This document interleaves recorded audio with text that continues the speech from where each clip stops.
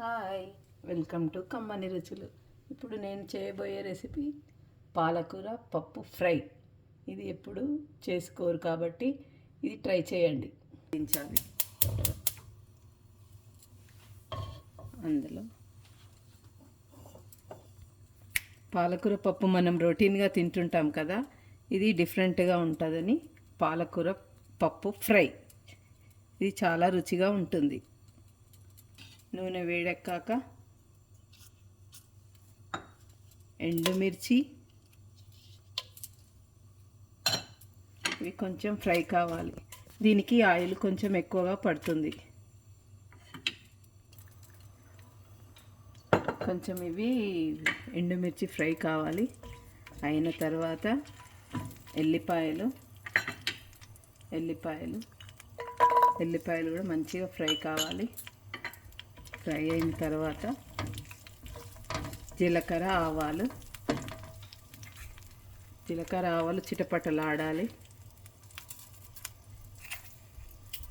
ఇది అయిన తర్వాత చిటపటమన్న తర్వాత ఆ పాలకూర పప్పు బేసన్ వేయాలి.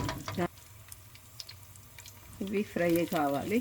ఇవి ఫ్రై అయినాయి తర్వాత కొంచెం బేసన్ వేసుకోవాలి. శనగపిండి అండి. బేసన్ మంచిగా ఫ్రై కావాలి.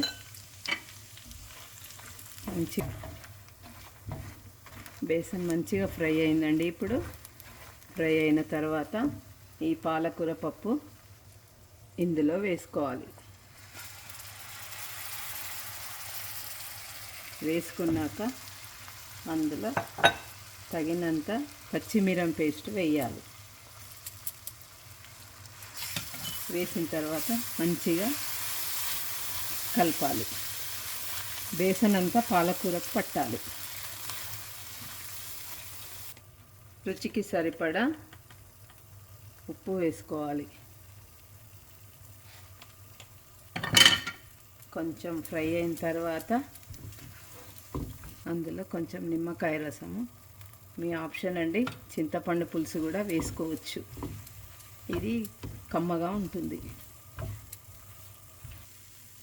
మళ్ళీ కొంచెం ఆయిల్ వేసి బాగా కలుపుతూ ఉండాలి.